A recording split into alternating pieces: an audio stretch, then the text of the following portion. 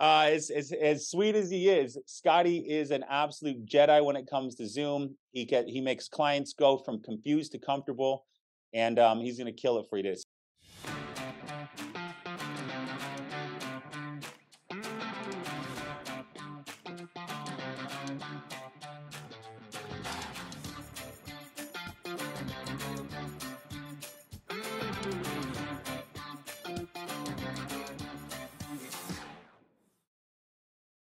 All right, hello everybody. Grady Paulson here, Family First Life America. Beyond excited to have Scottie Rapp on with us. He's joining us live from Albany, New York, where he's just quickly trying to figure out a way to move out, especially with the weather outside right now. But Scottie's been with us for probably going on 18 months, and now here we sit. He's looking towards the end of this year, probably going to close out protecting over 650 families with a combination of whole term, IULs and annuities that he's picked up, and now becoming one of our front runners, is one of our top producers, not only in our agency, but in the entire company. And it's beyond exciting to meet guys like Scottie, but it's also beyond exciting to learn from guys like Scottie, because what he does each and every day is he just tries to get better. And he knows when he gets better, he's better for his clients, he's better for his team, and he's better for himself because he's watching himself progress through life. And so it's been fun to see your journey ever since running into you back in August when we did that leadership event. And we're at the Talking Stick, and you qualified for it, and then to grow from there to see what you put up, the numbers you put up this year, and your goals for 2024 are beyond exciting. So, without further ado, please everyone drop a SR in the chat below to show Scottie Rapp some love. How we doing today, brother? Good. How are you? Thank you for the introduction. Appreciate that. You got it, man. I'm excited to have you on. It's as I said already, it's been tremendous to see you putting up, 20, 30, 40 families, and all of a sudden, just over the past, 6, 8 months, you're like, I'm going to learn this IUL stuff. I'm going to learn these annuity things, and I want to figure out how to not only make more money for myself and my family, which is totally fine. We're a capitalistic society, and we're a for-profit company. But at the same time, I'll be able to serve my clients better, and that's really where I see you starting to excel. So I'd love it if you'd maybe share some background with you a little bit on how you found insurance, and we'll go from there. Yeah. So appreciate the introduction. First and foremost, thank you for having me on the call. To be honest with you, when I was first looking at Family First Life and becoming an agent, these calls are what actually got me to want to get licensed and actually jump on board. So to be on here now is kind of you know, a dream come true, to be in a sense, from where I come from and then just the process of that. But basically, I'm just a regular guy, right? I grew up, had a few different businesses that I was running in my teens. I'm a college dropout per se, 3 years into college. Really wasn't the fit for me because I was just always all over the place. My focus was just everything. I was a good student, but like I just always had that itch in me where I just wanted something more and something where I can be active every day and just deal with people because I really am a people person. So ended up, not finishing up college. I worked in county government for a little bit, and then, I ran a nonprofit for about 3 years out here with my guys in New York. And then, I transitioned into network marketing MLM, where I had different companies that I was involved with in the crypto space, health and fitness space. I had pretty big teams at the time. Some companies I had teams of over 1,000. So I always kind of been in that leadership role where, I was trying to put people in position to win, right? And trying to advance, my career and with whatever I was doing at the time. But when I just looked at the insurance business with FFL, it was just a different dynamic to me. Um, I saw a real opportunity with what was happening just from my experience, like in, my previous companies or whatever. It was like you really would only thrive income wise if you had a team, right? If you were actively recruiting, right? And that was the main focus for bringing people on, is you had to build an organization to make money. That's how network marketing works, which I loved. I didn't have a problem doing that, but I didn't want to push people to do that, which I love to do it, but not everyone. Some people just want to use the products and services, which is fine. So over here, I just simply like the fact that you can go out there on your own personal pen. You can get educated on products, resources, people, the leadership, the company calls that we like. There's so much information that's readily available to you to take, grab it, and just go all in on yourself and your skill set. And then it just comes down really to work ethic, right? And if you match all those things together, you can do these type of numbers, but it takes a lot, but you have to fall in love with the passion of that to get to where you want to be, depending on how you want to, how do you want to outline the next couple of years of your life? Make sense? Amen. Of course. Yeah. I mean, it's there's a lot of opportunities out there, right? I was talking to a guy the other day, and he's like, "So why you guys over another company?" And I was like, "Listen, man. At every other company, there's some guys making money, and there's some guys making no money. At here, some guys making a lot of money, and there's some guys making no money, right? The difference is want and skill set, right? Do they want a better life? Are they going to push through, and are they going to develop their skill set to make clients comfortable, to move them from confused to clients?" And the reality of that is that wherever you are, guys, wherever you are in this grandiose plan we call life, you can choose that. That's your decision. Wake up every day, and am I going to get out of bed early, or am I going to sleep in? Am I going to hit the snooze button, or am I going to go chase my dreams? And so it's wonderful to hear, the path that you're on. But I would love just for a quick snippet. Who introduced you to the business, and how did they do it? So Christo Bulger, shout out to Christo Bulger. I was just going through a season where it was just like, what's next? And he just hit me up at the perfect time, right on Instagram. Right. We just had a conversation. Obviously, I was trying to recruit him into what I was doing. Um, and then vice versa. And he basically was just super transparent with me, like he always is about everything. That's why I love Christo and the team does as well, just because he's so thorough from a leadership standpoint. So me and him running our ship side by side just works so well, because we have the same style of leadership per se, where he's strong in a weekend, where I'm weak and he's strong as vice one of those vice versa things. So shout out to Chris though. He's the one that got me into the business, and I think I was one of the first couple people that he recruited, and we're still here. So I love it, man. So, guys, if you're looking for a cheat code towards finding a 600 family a year producer, get on Instagram and message ambitious looking people, because the thing about it, successful people is they're always looking for more ways to become more successful, right? There's a great line in recruiting and headhunting is that the best people already do something, so you got to go get them, right? A lot of people opting in on ads and whatnot are people that maybe are floating. You're gonna find some gems here and there, but go prospect some successful people, show them our comp plan, show them our leads, show them the commissions they can make. So, but let's get to the meat of it, which I'm excited about, is your IUL production. And I know that's taken a hockey stick growth this past year, as well as FIAs, fixed index annuities as well. And I know you've got a style to the way you do it, a passion for it. You're always reading articles or watching videos or learning things on how to get better in this vein of our business. And for those that are watching, a lot of times we get agents started on whole life and term because they're simpler products. Clients need them. They get covered fast. They get paid fast. Well, the next tier of that is IULs and annuities, where if you've got higher net worth income type clients, you can get them to save some money into an investment type life insurance product, right? No guarantees, isn't guarantee shows, just training. And then, or annuities, they've got a block of money. They want to stop going up and down the market. They can put it into annuities. So things that you've gotten passionate about. I'd love if, whichever one you'd like to start with first, maybe IULs, just because I know that's something you're so good at. Let's dig into your IUL process, right?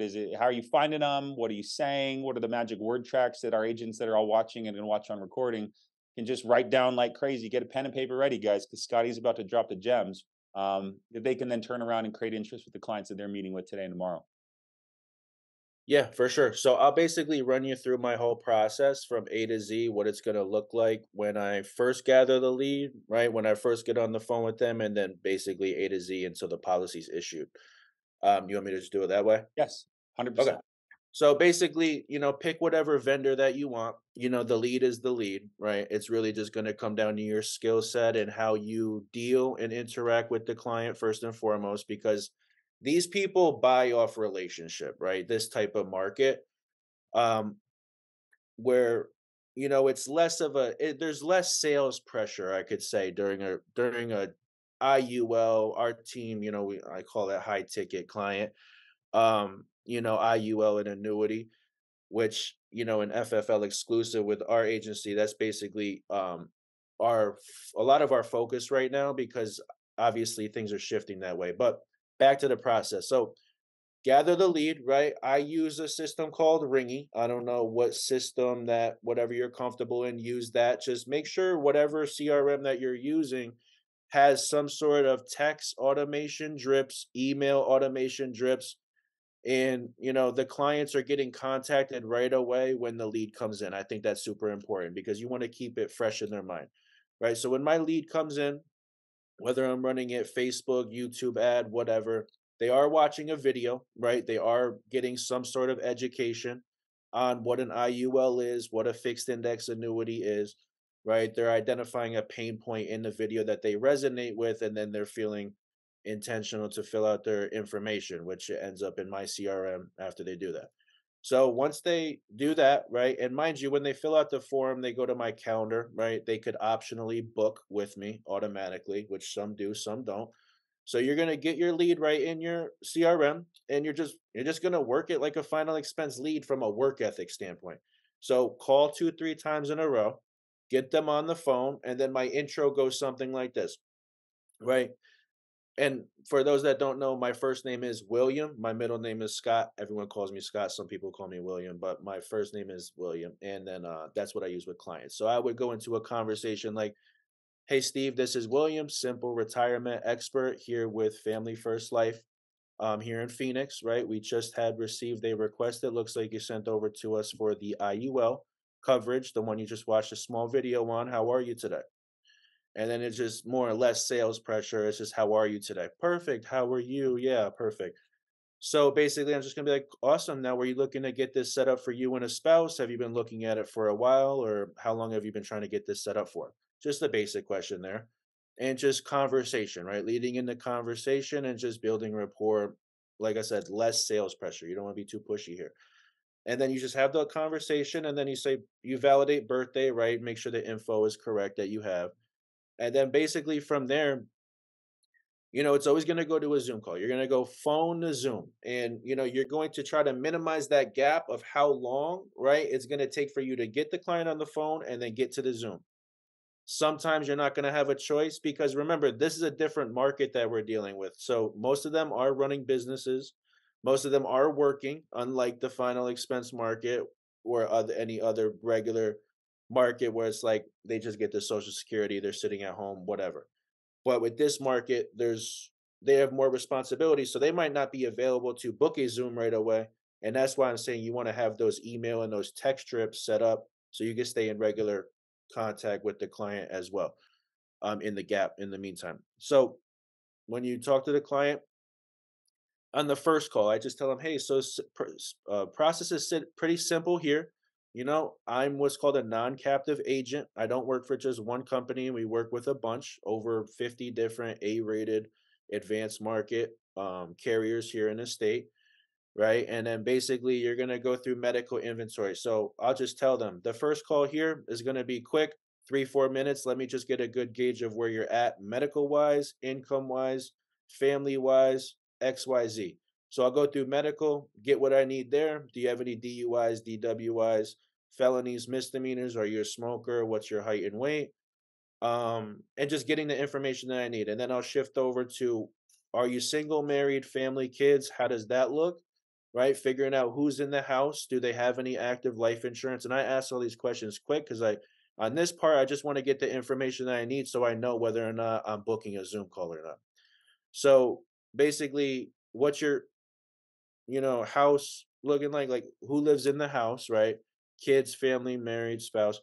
And then I say, what's your current retirement strategy? I go right in for the golden question right there. So what's your current retirement? Because they're already thinking IUL, investing or whatever, putting their money in the right places. What's your current retirement strategy, Steve? Do you have any 401ks, IRAs, stocks, bonds, mutual funds? Anything like that, or any life insurance, anything that would transfer if you passed away to cover the risk in your estate or is going to help you retire. and I'll get what I need there. I'm not diving too much into it. That's what the Zoom calls for. I don't ask how much is in the 401k, nothing like that. Just, do you have a 401k? Do you have an IRA? Um, and they'll tell me what they have there. And then basically, I'm just going through income. Would you rent or do you own where you live? Just the basics, getting a good gauge there. And then I'm saying, hey, perfect. Looks like we're ready for a Zoom call. If I'm free right then and there, I'll be like, hey, looks like I have a quick 30-minute gap in my calendar. Do you have Zoom on your phone or your computer? Where do you want me to send the link?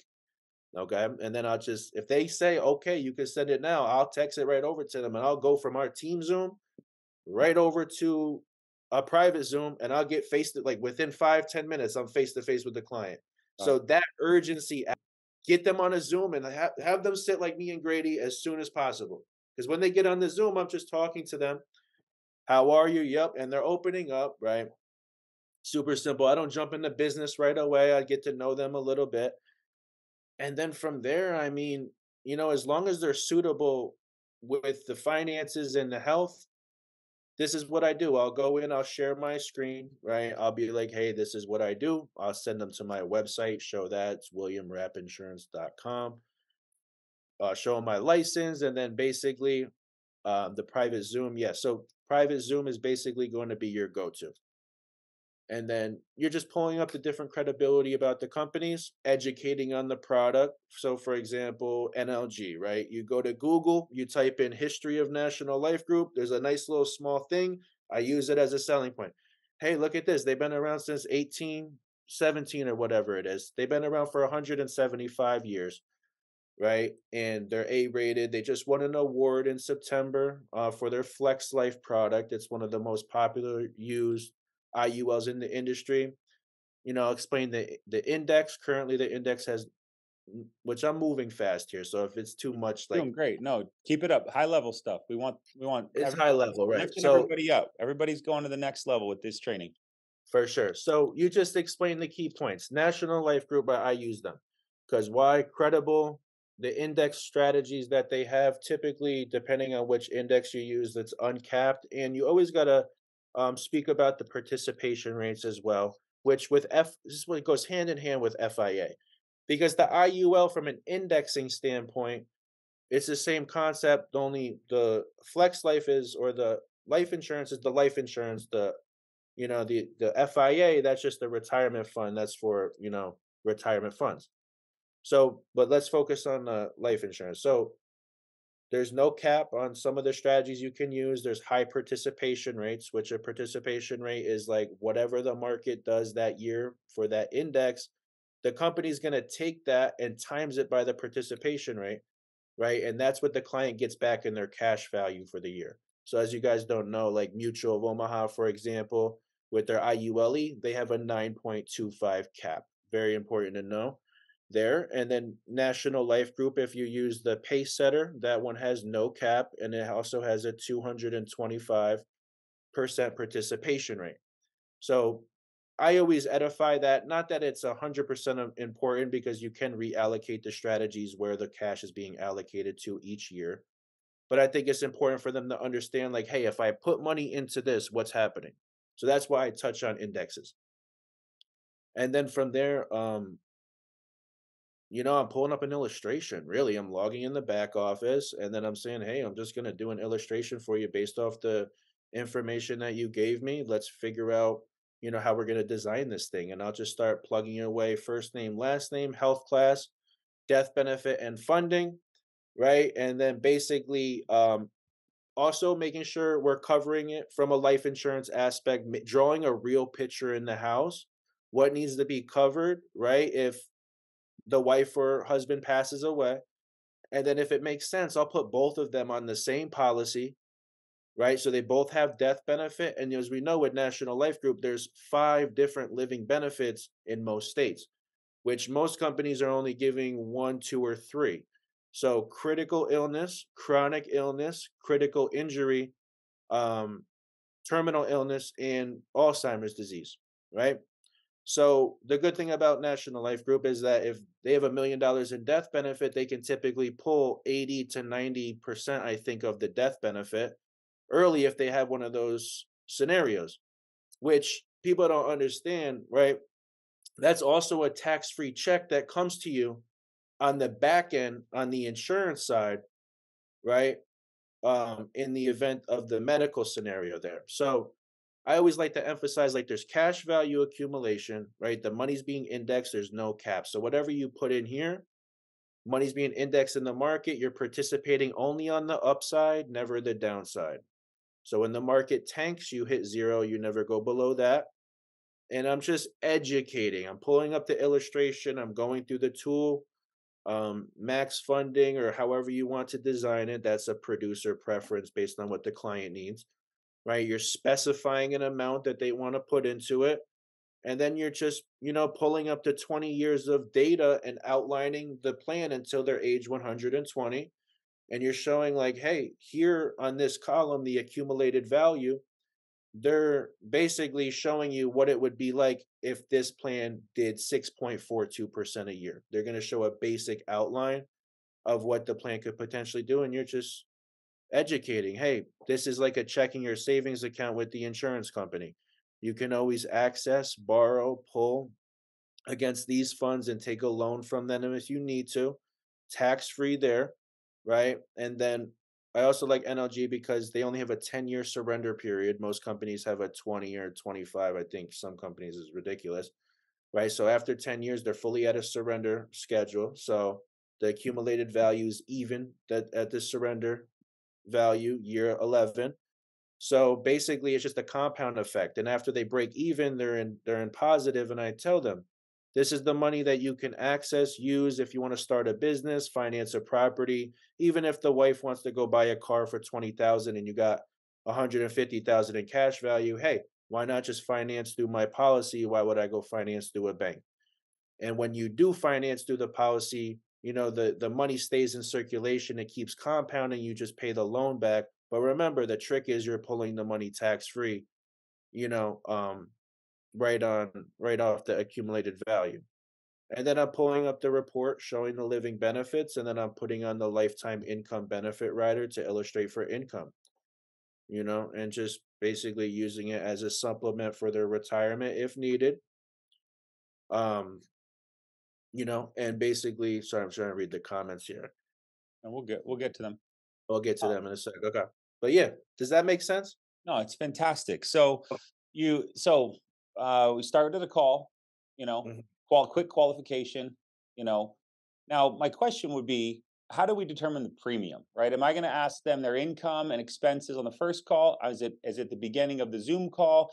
At what point are you kind of getting, hey Betty, what would you be comfortable saving every month into a policy like this? Or how do you ask that question?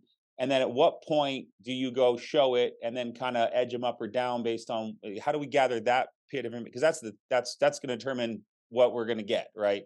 What we're able to grow, how much we can put away. So how do we get that information that then we're going to go read an illustration on?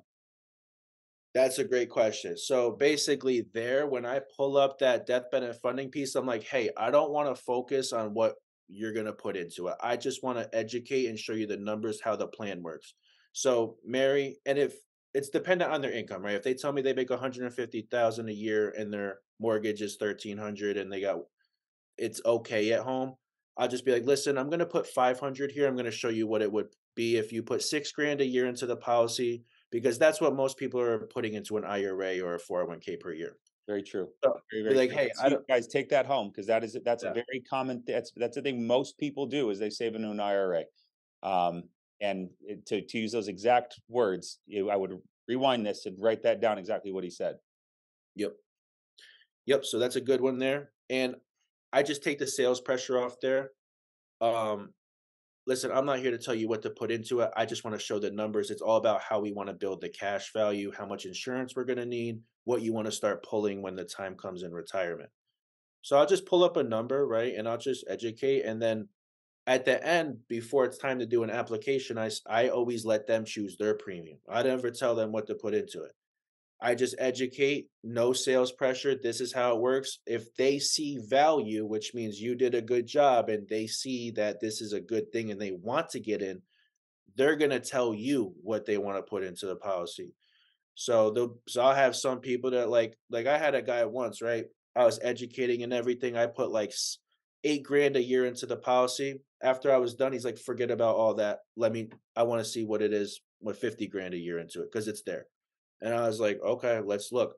So I just moved the numbers around there, but you just got to break it down for them. All you're talking about is cash value, it's indexing, the living benefits, the death benefit that's going to protect the family. And these aren't little 30 or 40,000, $50,000 final expense plans. A lot of the times these death benefits are, you know, five, six, 700 millions of dollars. So it's like just more that goes into it energy wise, but the reward is bigger as well. That's huge. So you use an example of $500 a month as a baseline, right? And you're generally going to be talking to someone who's looking for an IUL that's going to be making that 80, 90, 100 plus, that's probably saving somewhere, but then let's reallocate those savings into an IUL where you do get three. It's like a cashback CBO, right? You get your money back if you don't die. You get your family gets the money if you do die, and if you get sick, you get take money out of the policy. Same thing applies to an IUL, right? You get tax-free retirement income. You don't die. If you get sick, you get take advantage of the incredible living benefits. And if you do die, your family gets a massive life insurance policy. And this is why putting extra money on top of the mortgage or saving it under the mattress or putting in a Dogecoin is not a good of is not as good of an idea as buying an IUL. This is why we have an opportunity because most clients don't all clients don't know this, otherwise they would have one. So so you get to that point, right? You're showing them everything. Next step is you're going right for the app. You're calling the paramed when they get off the phone. Like how to take us home. Like how are we solidifying this and getting it pushed through, and then any follow up things you do. Yeah, so basically, once I'm done educating and I can get a gauge of how they're feeling, because you can always tell, like, they'll start asking more questions. What does this mean? What does this mean? Oh, what if we do 600 a month, or what if we do 20 grand a year? They're gonna be more inclined to working with you and mapping it out because they feel like they're mapping out their future with you, and that's the role I like to play. Like, listen, we're mapping this plan together. I just have the license. I know the illustration tool, but it's all about what you want as an end result, right? So basically, once we come to the conclusion of how we like it look, how we if it looks good and we like it, I say yes. So the next step here, the underwriting process takes a little while if you don't get instantly approved, which you may or may not. We never know until the end. We can at least, if you like what you see, we can, I always say that if you like what you see, we can just submit the application, right? Let's send it over to the underwriting team. We will get a case manager and an underwriting person to look at your case. And then it's typically a 7 to 15 day process. And I'm going to text you from my personal phone. I'll keep you updated every step of the way. And then they say yes, I'll be like, perfect. So what's the final premium we want to go with here just to get your foot in the door? And you remember too, they always have a max non-mech, right? Too, depending on how you're designing the policy. Hey, if you do 200 a month, you could put up to 6 grand a year into it, overfund it without going over the IRS tax code. So those are important details to know as well. And then you'll have a lot of people that say, how do I move my 401k into this? And this is like half of my rollovers here. It's like, yeah, I got this. Like, they're so interested in the IUL. And then basically they want to move 401k money. I'm like, hey, well, listen, let's do this first. I have a different illustration that I can show you. That's for qualified or non-qualified funds, like what you're discussing. That's going to be a better option. I'll say you'll like that too. And then so I'm already prepping them that they're gonna like it, and then I'll submit the app for NLG. Once I submit the app, I disposition them as awaiting approval. They get a text message, and when I get movement on the case, I just call, hey, they need this, hey, they need that, or hey, it's approved. They're gonna draft the premium. I always help them create their customer portal, right? Send them the app, they download, make sure they know how to get in there. And then a lot of times I'm setting up the kids with the same policy or the spouse. So casual about it, Scotty. Yes. Some of the It's a kids, casual sale.